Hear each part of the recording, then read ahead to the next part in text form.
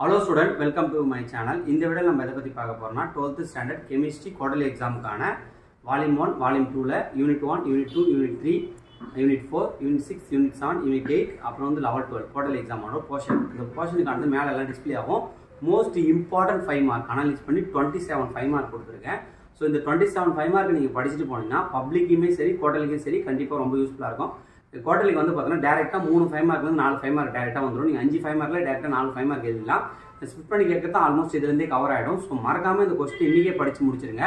ஏன்னா உங்களுக்கு வந்து பார்த்தீங்கன்னா ஒரு நாள் லீவ் இருக்கு, அதுக்கு அப்புறம் தான் கம்ப்யூட்டர் சயின்ஸ் எக்ஸாம். சோ இன்னைக்கு படிச்சிட்டீங்கன்னா கம்ப்யூட்டர் சயின்ஸ்க்கு நீங்க அப்படியே கீப் அப் பண்ணி நாளைக்கு அப்படியே படிச்சுட்டு எக்ஸாம் எழுதிக்கலாம். சோ மறக்காம இந்த क्वेश्चन நீங்க படிச்சு எழுதி பாருங்க.